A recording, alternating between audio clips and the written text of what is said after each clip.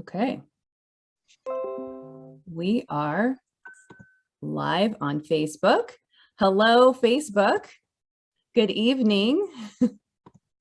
I am Julie Barrett, the founder of Conservative Ladies of Washington, and I am joined this evening by Senator Jeff Wilson from Washington's 19th District. That's Aberdeen. Am I correct, sir? Part of Aberdeen, yes. Awesome. And I saw a video that Senator Wilson did on Facebook the other day, just kind of about the vaccines and the state of where we are. And so I reached out and asked if he would come and talk to us tonight about sort of the state of things and where we're at, and take some questions. So it is my pleasure to be joined by you tonight. Thank you I know that things are really busy for you right now. And I appreciate your time. And so I want to hand the floor over to you because I know you've got a lot to say. So I just want you to kind of give us your perspective of where things are at right now. Yeah, thank you, Julie. You know, for everybody watching tonight, nobody owns a crystal ball. So right off the bat, we can go back to the year 2020. We didn't see this coming.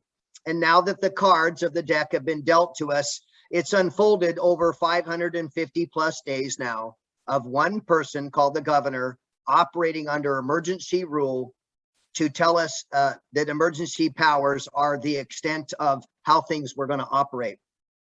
There's so many things wrong with that. The pandemic is bad enough, but when we get to the problem solving of pandemics and you exclude your other elected voices, there's where I become to get the chip on my shoulder. People like myself, we were not elected and not sent to Olympia to be put on mute. And this is exactly what's happened. It's not acceptable that an emergency can somewhat go on forever. And I'll offer to the viewers, let's look overseas. There's another person called the president of China that also has such exclusive powers. That alone should tell you that this is not our democratic republic as it was intended to operate. So, Julie, I don't mean to be too aggressive or frustrated, but I can't see anybody that doesn't feel and want to react as to the overreach of government now in our daily lives. And of course, we all know with the vaccination mandate, we're setting history with this. Yeah. You will take this shot or be terminated. No other state started out as strict as this. So my message to your viewers tonight is us politicians, we need to forget that we were elected as a part-time legislature. I mean, come on, everybody. During a pandemic, this is an all hands on deck, full-time and overtime job. And for those electeds that choose to enjoy the part-time cover of their jobs, then that's something that people can handle at the ballot box. My personal conviction to each one of you, whether you're in my district or not, is this is the most important times and people are hurting. So electeds now more than ever need to stand up. And so I hope I'm not too over the top on being a type A personality, but bring it on as far as the questions that you'd like to ask. Yeah, and I think as I mentioned to you earlier, I'm really trying hard to bring reality to my members and just, you know, give them a real clear picture of where we are and what is possible and what isn't possible. And so I appreciate, you know, that you're going to bring that to the table tonight also. And I think it's really important that as our, you know, you as a leader and your fellow legislators really level with us and let us know where it's at and, you know, what we can do as citizens to help you in this process, because I know I personally have not been involved in politics until the last year and a half. And I'm learning how important it is for you guys to have our voice, because you're just one vote. But people like me who live in a very blue district in Snohomish County, you know, we need to be writing to our Democratic representatives. So, I appreciate your, you know, being very candid about it. So let's jump right into these questions. So these are coming from our Conservative Ladies of Washington members. And the first question is from Philomena. She is over in Spokane. And she says, why are they not counting natural immunity in this? What is the justification in excluding this as a qualifier? either a positive diagnosis in the past or a positive antibody test? That's a very good question based on we've been having to listen to the science. Pay attention to the science. Don't question science. And yet when you're affronted with a medical proven technique, such as having natural antibodies in your system, that science didn't match the political rhetoric that the governor wanted to display. Because quite frankly, that invokes more choice, that invokes more individual right and freedom, and it respects the intelligence of the person's body to the individual. That's not where the government's going. The government is going with control and conformity. And of course, we've seen with the drastic measures now, for every science that you'd like to listen to is somewhat like a legal or a medical opinion. There's always another opinion. But when the opinion is coming from constituents, voters, that's the most trustworthy, credible source that I know how to operate as an elected and to pay attention to that. Don't expect all of you to be scientists, but at this time, the science of your own body needs to be respected because it starts with that long word called choice, which has been excluded. So I agree with you, it should be counted. You know, we don't even talk about the science of breakthrough cases, and you get into the counting of COVID deaths. Was it the primary cause? Or you hear stories of hospitals that they only have so many beds. Does that mean they're full? The problem is government hasn't kept transparent enough to break it down and to be honest enough with our power base, which of course is the voter. Article 1, Section 1 of the Constitution should never be forgotten right now of where the power comes from. So thank you for the question. I don't have an explanation because I would have respected your science and that would have been a fair question, but you're right, it's excluded from the discussion. Mm-hmm. Well, and I think that we're all aware that the governor has a very different perspective of the people having a choice than you do. So he comes from a very different, if we call it leadership, doesn't really seem like leadership, but okay. The next question is from Amber. Amber's in Kirkland. How is it constitutional that I have to submit my personal religious beliefs to my employer and my state in order to beg to keep my job? Will they just be tracking the unpoked, the dissenters? Absolutely. In fact, let's talk just a little bit about that constitutionality. That goes out the window when a governor gets what's called emergency orders, and he or she, whoever the governor is, can issue mandates. Now, these mandates are not law, but they act like law with consequence. In other words, they're armed with enforcement. We saw the governor through a mandate on the Hospitality Association restaurants, and you saw him weaponize the Department of Labor and Industry against our tax-paying businesses, the people that we rely on to collect and to contribute to our tax system and to be economic supporters of the state. So quite frankly, he went rogue. Yeah. In other words, there is no such thing as anybody that should allow one person to rule indefinitely. The governor naturally should have the power to declare an emergency. Heaven forbid, I live close to Mount St. Helens.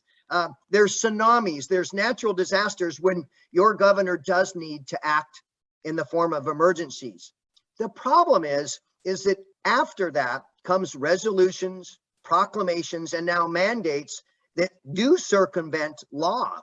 They're not law, but they act like law. And for that reason, if he can strip that into a version of his consequence, obviously he's forgotten about the Constitution. And the Constitution, I say this, Julie, come on, it was built to share the decision, love.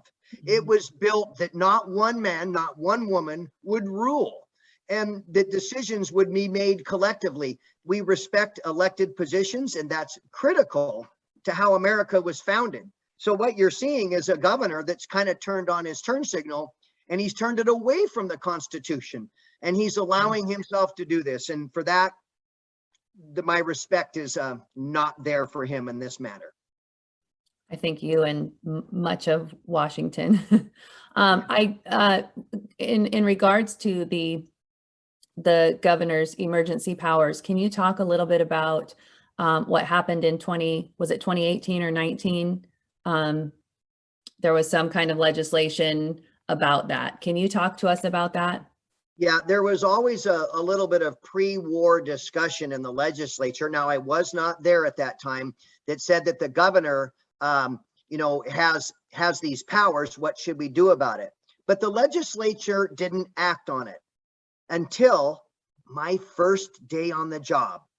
I showed up in Olympia, and the very first action we took from the Senate floor was a joint resolution proposed by the majority party, which is the Democrats, that would extend his authority to let these proclamations and mandates go until he decided that it would be over. Not the emergency itself, because the governor always has that power to decide that when the emergency is over. But in between that, until you get to the finish line, all of these mandates were exclusively handed over on a vote on the Senate floor, and it went right down party lines. All Republicans said, no, we want accountability. We'd like to reel you in to 30 to 60 days after the emergency, so the legislature will convene. We will discuss these issues as mature elected officials. And that didn't work. And we tried 2 more times under what's called the 9th order rule. And these are procedural moves in the Senate playbook. Well, we tried that 2 more times, and it essentially tattooed and concreted what I'm telling you. This is a party line issue, and I cannot believe a virus is either red or blue. Right. But in this case, it's entirely blue, because all of these senators my colleagues on the Democrat side would not vote to reel him in, whereas my caucus said that's enough, and we tried it both those times, unsuccessful. And to this day, I'm fearing that we would still get the same 9th order rule. Mm-hmm. And this is one of the reasons why, as I've been talking to my members, is that, it's really important for us to focus on electing more Republicans and paying attention to these elections and these races, and getting people to vote and getting people to turn out. And you've also got the people that feel like their vote doesn't count right now. So that's a very painful statement, but Julie, it's also the truth. And sometimes the truth does need to hurt. Yeah. My position as a freshman senator, I'm the first Republican senator in my district since 1953. Wow. And you could see by my style is there's no old school with me. I come armed and loaded with the voice of the people that put me there. And that's how it's supposed to be. Mm-hmm. And remembering who's the boss? Well, it's certainly not me. It is the power base of my voters, my district. That is my power. And I'm to respect that. So you could see automatically in my district the difference of attitude. Had I not won this election, it would have probably been very pacifistic, and it would have gone on with the motion. And you're correct, Julie. Now more than ever, conservatives and conservative Republicans, we need more of, and we need them more than ever, because in the Senate, I need 2 to 3 more votes for a fair fight. 2 more votes, it is a good fight. 3 more votes, or colleagues, we get control of the Senate, and we will begin to undo this madness. Yeah, I mentioned to you before we went live here that we've been doing a letter writing campaign to try to call a special session. And as we're all pretty much aware now, even with a special session, we're dealing with a Democratic majority. So can you talk at all about as to the special session and the likelihood of a special session? And yes, and for starters, for those that are watching this that have taken the time to write letters, thank you. And for those that haven't wrote the letters yet, please do so. And don't be afraid to write letters to somebody in your district. Go outside your district. I'm clearly not trying to turn this into a partisanship type speech. However, I can assure you the deficitors are in the bluest of the areas, and they have controlled those votes. So they're clearly tattooed with their voting records. You can't run or hide with that. Now on to special session. There's kind of 2 ways you can get into a special session. One of them, of course, is that 2/3 of the legislators can call themselves in. but that means you have to convince a lot of people. We couldn't convince enough people last session to stop the madness as we were overtaxing you and destroying the police and making drugs legal and a number of things. It seems that last session we supported felons over victims. Yeah. And there were a number of things wrong. So I'll offer to you the other way to pull a special session is if the governor himself will call a special session. Mhm. So to your viewers, the bad news is I wouldn't hold my breath on either one of those methods happening. Number one, if the governor calls a special session, it's a free for all. Then we as legislators can populate the items to be discussed and debated. That's an open target. If the legislature somehow gets enough votes to call it back in, we have to limit ourselves to topics that we populate in what's called a written resolution to get a special session. And we've done just that. The Republican caucus and the Freedom Caucus, and I'll explain that later, we both have issued potential statements for a resolution. The bad news is that I just left a caucus meeting tonight and we still couldn't come into agreement on a special session and how to word it. Obviously, I don't support that, and I've hinted that I'm also a member of another caucus. There's a caucus with myself and 4 other senators called the Freedom Caucus. Mhm. This is a Senate caucus, not a House of Representatives. And our only purpose and function is to operate and respect the Constitution, you know, the one we took the oath to. So the Freedom Caucus is very clear. Senator Phil Fortunato and myself and others have put together, it's called S3067. It's a very detailed resolution to say what we would like to talk about based on what we're hearing from groups like yours. And we may have to go rogue because the traditional politicians are not keeping pace with how urgent these matters are. There's no more time to discuss this, Julie, with pending deadlines like get your first shot or the October you're fired termination. Right. And you said that you don't have agreement within your, not the Freedom Caucus, but one of your other caucuses that we could not come to agreement tonight. Now I'm unable to exactly tell you the details because when we caucus, there's a procedure that we do, and we have to have our confidentiality per se, but we could not come to agreement. And that alone is disappointing because now is the time not to continue to debate. This is a time for absolute action. And I tell people, I'm not much of a warmonger, of course, but if you need to resist, please do so peacefully. But I can't think of a more urgent topic than a historical pandemic that has now resulted in a governor reaching into our everyday lives that I never thought possible. I'm 61 years old. I've been a God-fearing constitutionalist my entire life, and I've never thought this day would happen. And now that it is, I want your viewers to know that I'm the ranking member on the State Government and Elections Committee. And I tried to push the emergency powers reform in January in the committee. And I pushed it and I pushed it. And finally, the Democratic chairman cut me off. He ended the meeting abruptly, would not hear me. Even as a senator, I was cut off with one of my own colleagues in committee that I rank on. And that told me in January that trouble was looming. And that's why I dropped other bills after that, like the vaccination bill, Senate Bill 5144, because I knew at that point the majority party was not to be trusted and the governor was going to take advantage of that support. But I wanted you to know there are some of us that have stood very strong, and to the point where we got in trouble. I've been cut off, but you know what? Again, your voice matters, and there's no time to cower now. Right, 100%. Along those lines, Tara Klein is asking in the live comments, she said, why isn't anyone else, any other senators like you, raising it up against this really loud like you are? There's no press conference from anyone really talking about this. This is tyrannical. What can we, the people, do? She says, I need to know step by step. How do we get this to stop? Well, for one thing, the step-by-step is a pretty lengthy. I hope you have a lot of ink in your pen, because the most important step is for you to exercise your right.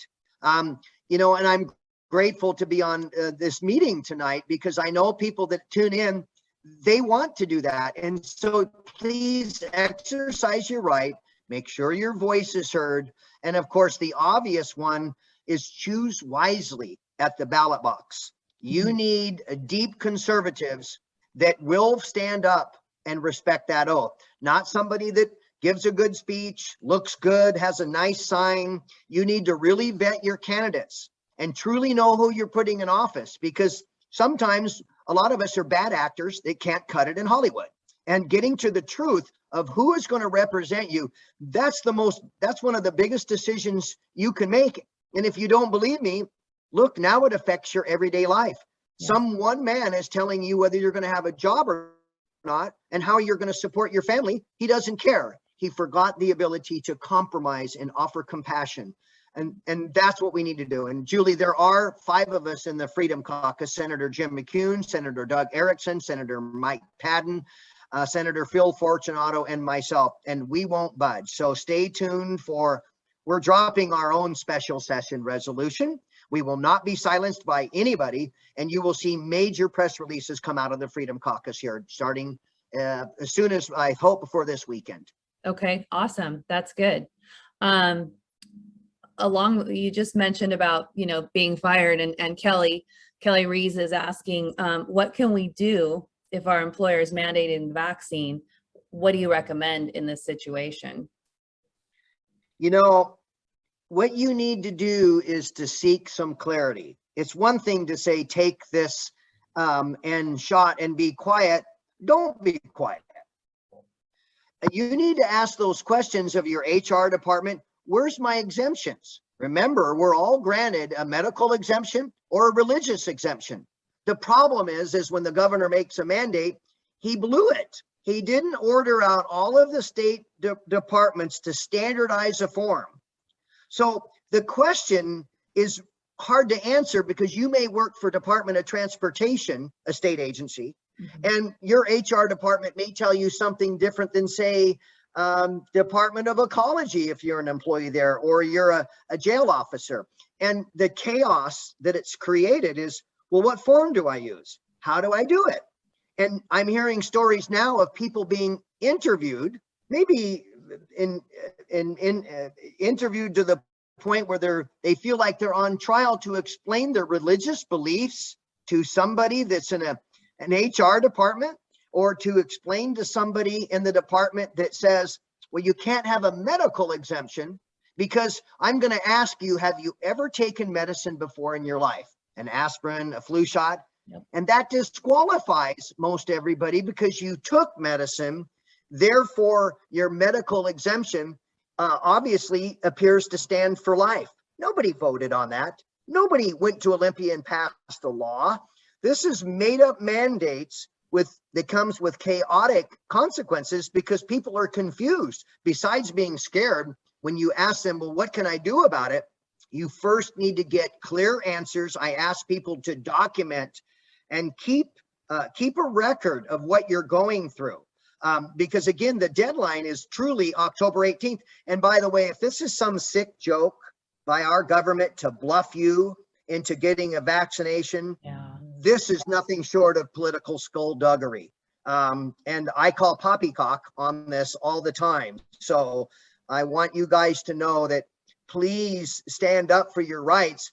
If you get any hassles from people not wanting to accept your belief, contact your representative. And if not, contact me, because again, this really isn't a district thing. This is a statewide thing, and it's bigger than that on a national level. So if you have a border, you don't have to be loyal if you're not being heard. There were plenty of people that would love to hear from you, including myself. Yeah, and I think for someone like Kelly, who I know lives in my district, so she's got a Democrat rep, they don't care about us. So we would have to reach out to someone like yourself. So let's say that that the person does get, October 18th comes and the person gets terminated because they choose not to get the injection. So at this point is when they have a legal case. Is that correct? Yes, you have a legal case at that point. Now, I can't give legal advice, Right. but what I can tell you is, how odd is this that you're a worker at your workplace and there's workplace policies? Who gave the governor the right to come in and set policies at your workplace with a termination or a consequence? And in fact, he did. So I tell people, if you go through this experience, my heart's going out to you all right now, by the way. So I have trouble with my words because this is very passionate for me. To take calls from men and women that are crying or pleading after years of service that could get kicked to the can and interrogated along the way, and then to end up at the unemployment line, and you would be considered insubordinate because you didn't comply with the workplace policy, and now you're not going to get your unemployment benefit, the money that you paid in and that your employer, it's your money. How asinine and disrespectful is this? Should I say a smart remark? Well, why don't you go file your unemployment claim with the Nigerians? They took $650 to $1.1 billion last year, and we haven't even fixed that yet.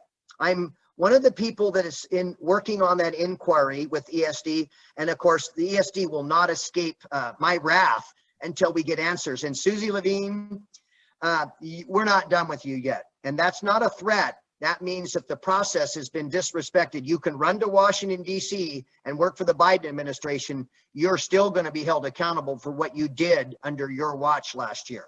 So there's where my heart's broken, to see a Washington family, a contributor, and all of a sudden now you're labeled as some form of bad.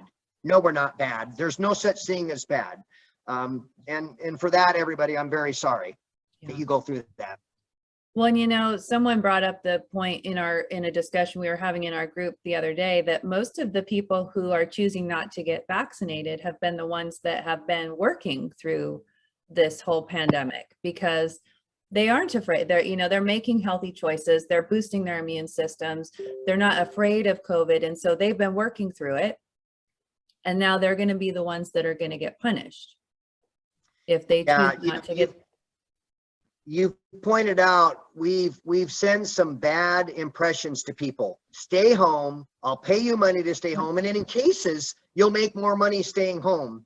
Okay, that's that person. But like you said, Julie, what about the men and women that have gotten up and went to work every day since this started, and they contributed to the success of us to keeping this state going? And now they're kicked to the curb. We know of several hospitals, the one in my town at Peace Health, they have a huge sign out front that says heroes work here. And I met with them just today and I said, are they heroes now, or are they heroes at the unemployment line? Why or when are you going to tear that sign down? And they didn't understand the question. And I said, you're hypocritical. And you alone have messaged a false front to our community, especially in the medical field. Those men and women that have worked there to take care of us. And you're right, Julie, they built up a lot of natural science. And we're to discard that. No, it's wrong. And, you know, I really wish people would learn to say, I'm sorry that we overreacted, and they're not. People are so stubborn now, they're dug in, and thus the lines are drawn. Yeah, they're dug in and they're doubling down on it. So it's pretty scary. Danny is asking, you just touched on the unemployment, but she's asking, is it legal for Inslee to withhold unemployment? Now, Governor Inslee himself would not withhold the unemployment, but what he does is he sets the policy through the mandate. And through a mandate, when he says you will get vaccinated or you'll get terminated, and what ESD, Employment Security, will do is their existing program, they will determine that to be insubordinate, which is a knowing violation of a workplace policy. Doesn't matter whether Jay made the policy up or not, or the employer did. ESD is now cornered into making a determination that you're not worthy of your own money.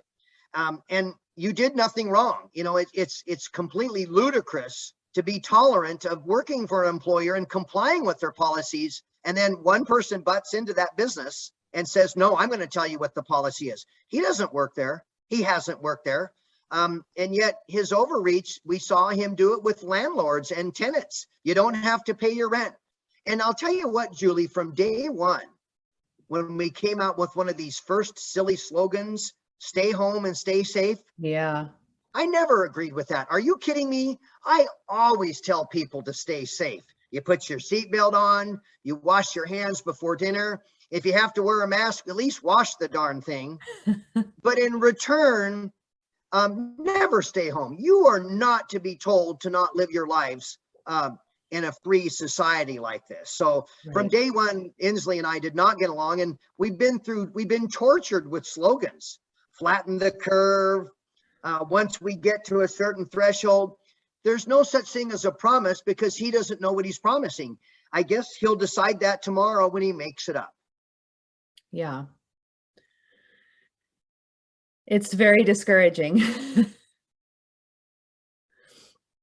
All right, I've got another question for you from one of our members. This is from Joyce. She says, do you believe we have the right to the pursuit of life? Are you aware of the deaths within 48 hours of the vaccines? You know, I gotta tell you, Joyce, thank you for that. I'm aware, but then it changes again. Again, what numbers do you believe? Who's telling the truth? Did you truly die of COVID? My father died in April at a local hospital. Heaven forbid they didn't put COVID on there.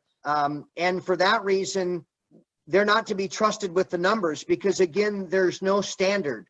The Department of Health is going to give you the numbers that they want to give you. Yeah. They've removed themselves from being accountable to saying, well, what if I challenge that decision? May I ask a question?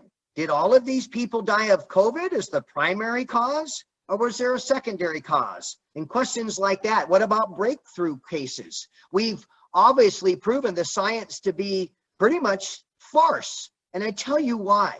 We were told at one time, get your vaccine and you don't have to wear your mask. Well, before that, the mask will stop it.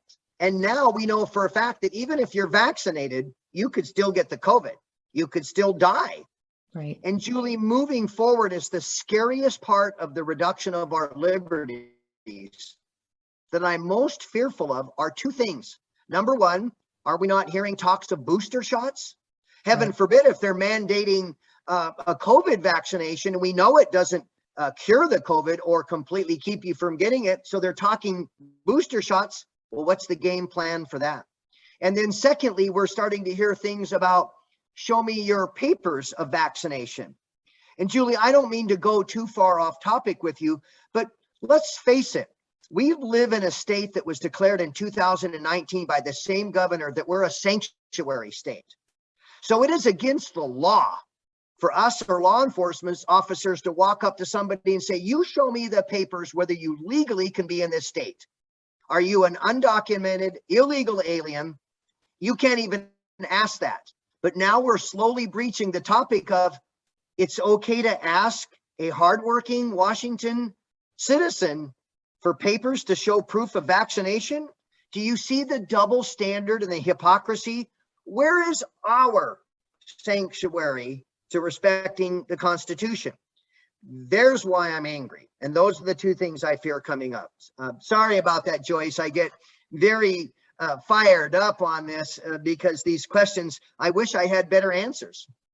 Yeah, and I think she was talking about like the people that have actually died after getting the vaccine, and I think there's so much. I don't expect you to have all that data rolling around in your head. I was listening to something, I think it was on the Dan Bongino podcast today about Israel has a big COVID outbreak right now. I think the highest in the world, and something like nearly 50% of the COVID cases were with vaccinated people. And then the other cases were unvaccinated people who had never had COVID, and 1% was people who were unvaccinated and had previously had COVID.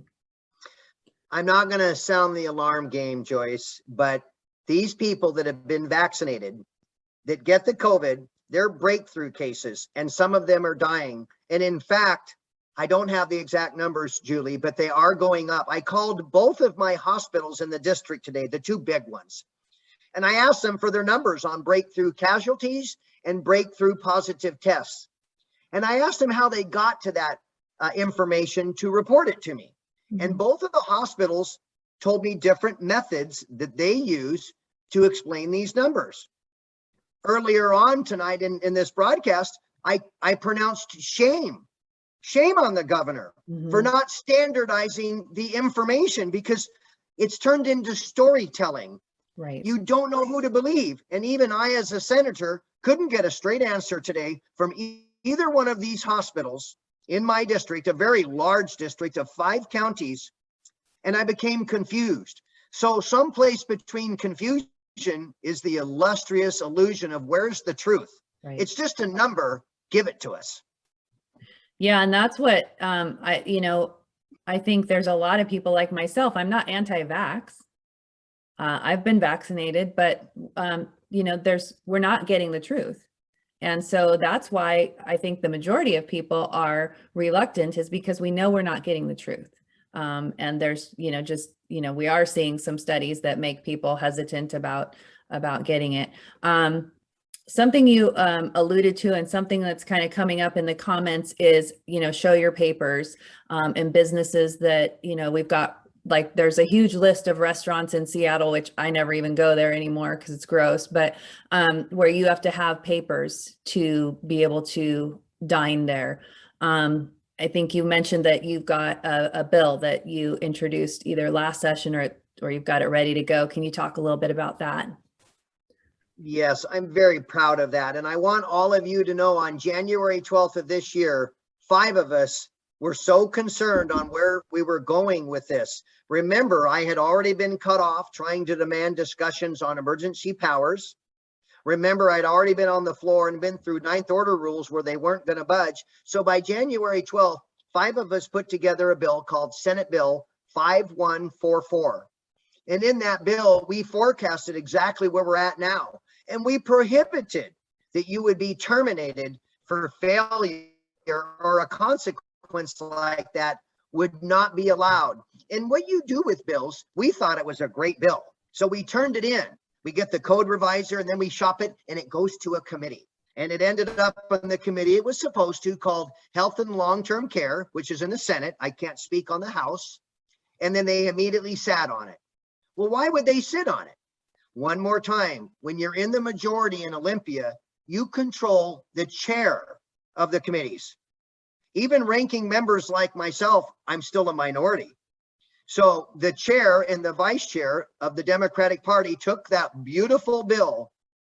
We couldn't even talk about it as grown adults. They would not allow a hearing, and we were shut out. No matter how good we lobbied, Chairman Cleveland, please, I'd like to see if you would consider hearing this. Well, I'll think about it.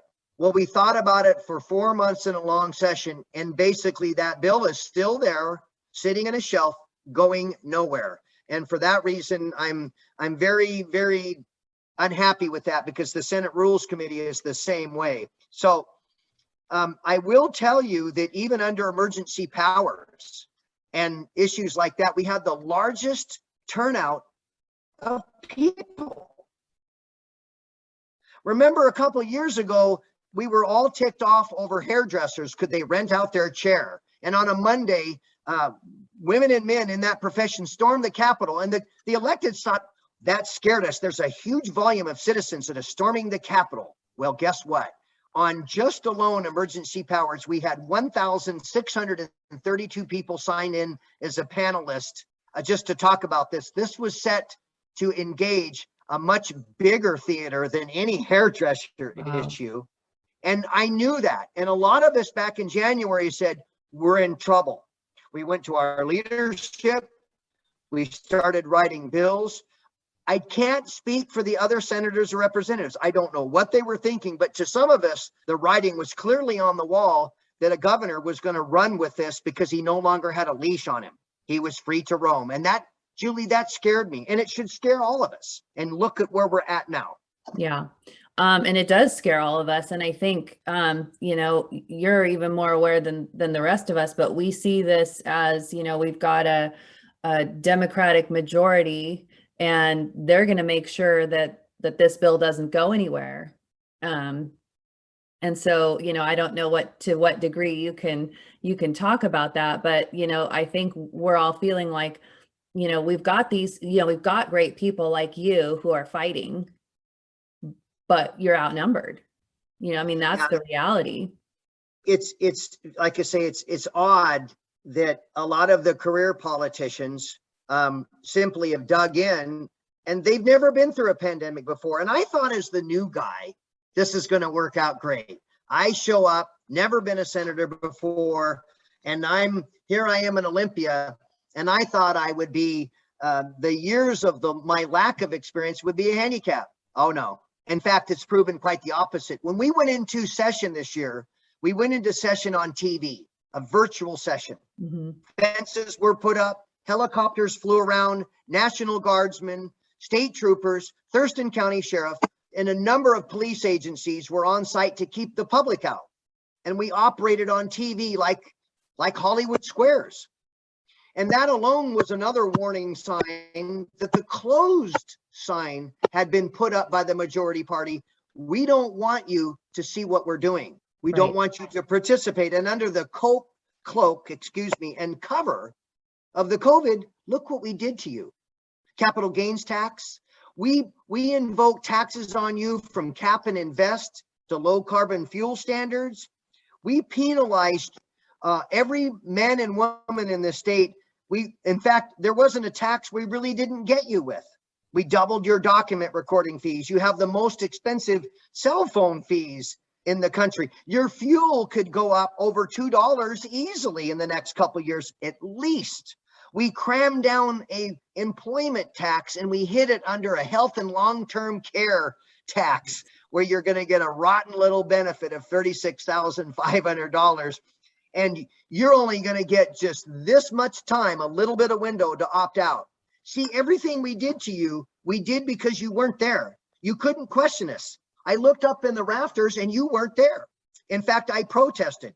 I told the president of the Senate that I would no longer, and the caucus, I would no longer go back to the Senate floor with my mask on unless my employers or my power base was allowed into that building. You were shut out of the building. So who am I to get on TV to step on that prestigious floor and represent you when you're not even in the building? That's your building. So the attitude was set from the first day of the job. I protested the fence, and that alone is a separate issue. It was discovered later that there was an $11 million secret budget item to put a permanent fence up around your Capitol, and you wouldn't have had a say in it. Wow. That's what I'm trying to say, everybody, is we were silenced. And I'm not going to go the conspiracy theory. All I can tell you is what I went through. I was there. I didn't drive back and forth to Olympia. I rented a house 4 blocks from the INB and the legislative building. I missed nothing. I was there 7 days a week because I didn't trust the media. I certainly couldn't trust the majority. And I saw what I saw, Julie, with my own 2 eyes. No hearsay to report it tonight. Is that common? Do most legislators do what you did? Rent a house so that they could be... There were very few of us. We had to beg permission to even get into our office. Only when I got in my office door was I allowed to remove my mask. I didn't see any lobbyists in the building. They weren't allowed. But more importantly, I didn't see you, Julie. I didn't see any of your members. I couldn't. You were shut out. We were excluded from each other, and we were separated. And that's not how we do the people's business. We need to invoke compromise, discussion, debate, whether we argue, it doesn't matter, but we need to be together. And especially as a politician, I got to tell you what, it was horrible to be told on the Senate floor, you're going to wear a mask. I mean, let's face it. Do you not want to read the lips of your politicians every single chance you get? Right. Or would you rather have us behind an N95 mask and not speak up and have the guts and glory so that you can see us for who you put us there for? Right. Yeah, it's the masks and the social distancing, you know, what you're saying is like them not letting us in. That's kind of what they did with the social distancing and the masks, right? They didn't want us to be together, like you're saying. They wouldn't let us be in the same space. And that was kind of the agenda from the beginning with that whole social distancing. And who were the compliant people, right? Well, the rule followers were the conservatives, and yet you had Black Lives Matter and all those people out rioting and protesting that, you know, they didn't need to social distance at all. But they knew we would follow directions. We see this in the restaurants. I mean, come on, scientists, let's think about this. You go into a restaurant and you have your mask on, but if you sit down and lower your overall height to a point where you're sitting in a chair, your mask can come off and you're no longer a risk. Does the virus know the distance of 2 or 3 feet, the distance between a person standing or sitting? Are you kidding me? If my mother was on this show tonight, she would come with a bar of soap and she would tell your viewers, listen, I'll show you some science. And my mother would say, you wash your hands before and after dinner. You wash your hands after the restroom. If you have to sneeze, you sneeze into your arm or away from people. And if you have a dirty, filthy mask, which is more contagious than any other mask, and you don't wash it, you quite frankly are guilty of bad hygiene. In fact, if my mother was here, she would use that same bar of soap and start washing some politician's mouth out with it as well. I had a mom like that. So let me ask you, we've covered a lot of ground. What are some tangible action items that we can do, we the people, we conservative ladies of Washington, and all the men that are watching this too? What can we do to create change? Is there anything we can do? I mean, besides living our lives and... Yeah, and listen, you have to see and be seen. You have to herd yourself or make yourself heard, whether you write a letter to the editor of a local paper or write some letter to the editor in another district. You need to write your legislators, and our voting records, our roll calls are our tattoo of how we behaved in the Senate, for example. And all of those that said, let's let the governor keep his exclusive power, maybe they need a Hallmark card from each and every one of you. Like, what were you thinking? Do you have a different constitution than the rest of us? Because you would like to see the document. I'm asking you, if you choose to resist, again, resist peacefully, but please do not stay home now. This is a critical mass time where you need to know and make your voice heard to the governor and those that support this through their votes, that this is not acceptable. This is about as un-American as you're going to get. And again, I made reference to the president of China recently. Try to show me somebody else that has so much power. I kind of double dog dare you. And that alone should scare you in a democratic republic. That alone, that is a threat to our democracy. When you silence us, I'm not a senator. Right now, I am a man sitting here with duct tape on my mouth. I can't vote.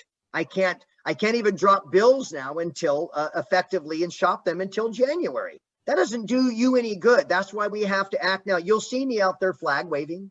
I'm on overpasses. I'm not afraid. Awesome. I love picket lines. And you know what? We need to stand with each other, because if we're picked off and we're isolated and we're ridiculed, that's a cruelty and an evil that we're going to fight back on that, because we're much more prevalent, Julie, than people think we are. People will always say they're just the minority. Oh, no, I'm sorry it took us this long to wake up, but the alarm clock is off now, and everybody needs to say something and do something, because you can't forever hold your peace. History needs you to be in the ink of the history books now, before that ink dries, not afterwards. There's no armchair quarterbacks, ladies and gentlemen. I don't want to have this discussion in 2022 and said, gosh, I would have, could have, should have. Why didn't I say something? Why didn't I stand tall? Why didn't I write that letter? Why didn't I go to my school board meeting? Why didn't go to my public meetings and say, nope, this is how I feel. I'm the boss and you're not.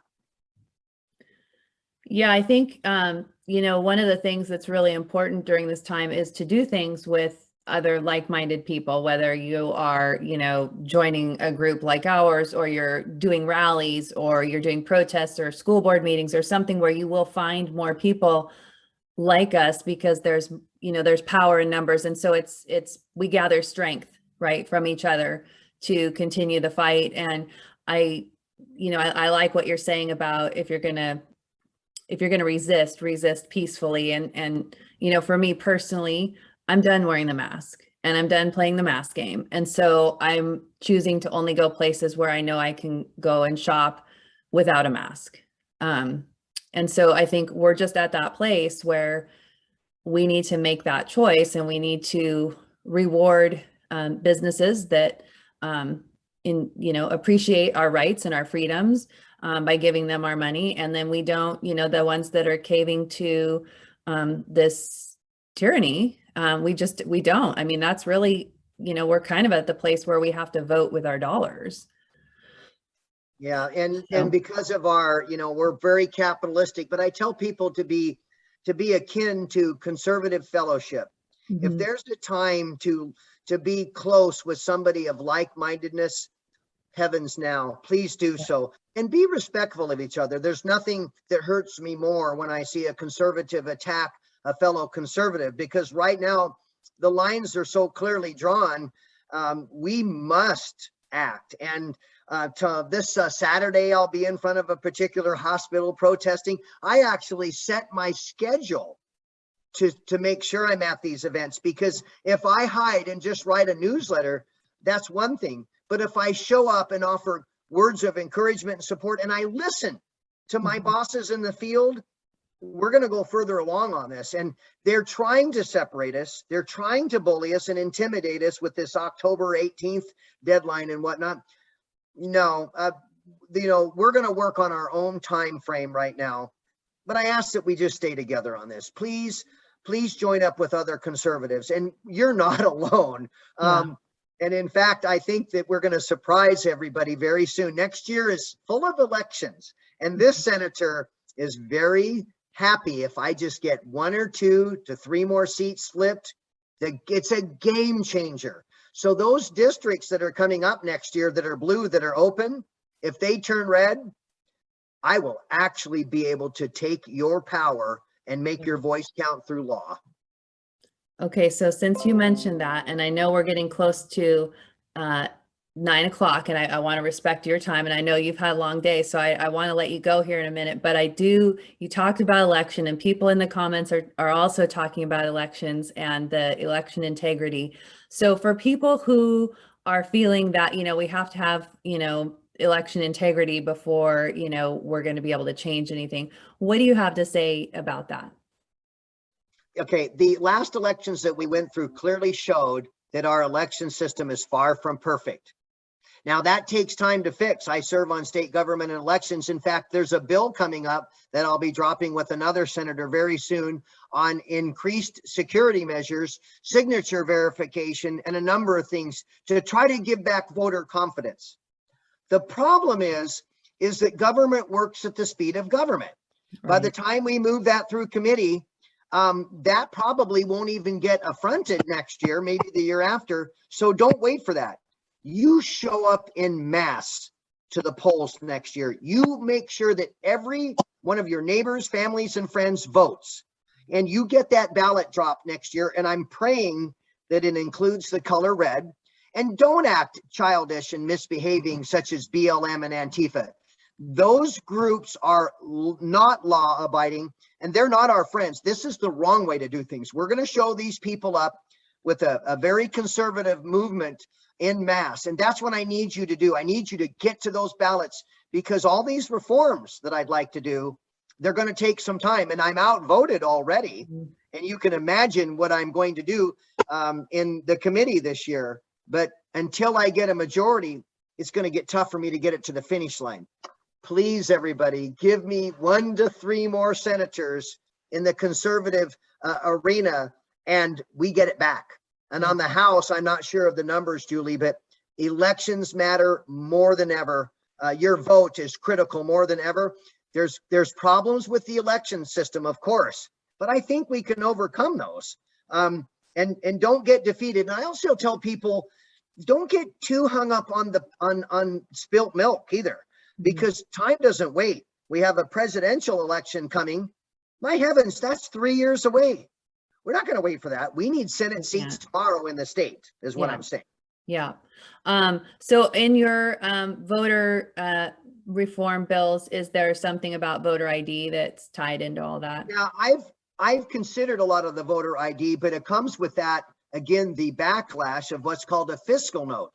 The first thing the opposing sign will say was, well, what is this going to cost to implement? So we're going to get a huge number that will try to scare tactic us. I can tell you that's why I'm trying to involve, say, the Washington State Police to be in charge of signature verification. And people that are dead, I'm sorry that you're dead, but you're not going to be able to vote. And that means cleaning the voter rolls and whatnot. We have to work with our auditors. We have 38 elected auditors and 1 elected commissioner in King County for elections, something like that. But those 39 people, we need to work with them, but they need to notice that the election didn't make us happy. You can't tell us that everything's fine and go away, because we're not. But now we have to be careful, because biting at this apple when we're not in the majority, we may not get a very big piece off the apple. So my bill is somewhat going to be, it's pointed in the direction where I can get it across the finish line. Gotcha. Because to me, I'll take 2 or 3 correction steps rather than people folding their arms and say, tough, you just have to live with it. Yeah. So I can't win the biggest victory this session, but I can move progress forward a little bit at a time. And that's going to be my strategy. And that's my promise to your listeners is, yeah, we're not okay, but hang in there, be patient. My bill should come out. I should be able to make it in front of your viewers here in just about another month or so, because I'm modifying an old senator's bill to do this.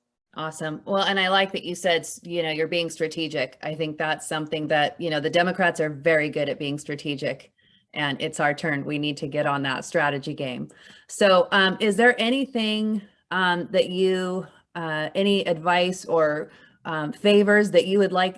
I shouldn't call it a favor, because you're doing our, you're out there working really hard, and we appreciate you. But is there anything that we can do for you, anything we can do to help you move the needle forward right now? This may sound a little bit childish or a platitude type speech. Yeah, you need to be an American. Yeah, you need to be a Washingtonian. And yes, there are 2 constitutions. They're said similar.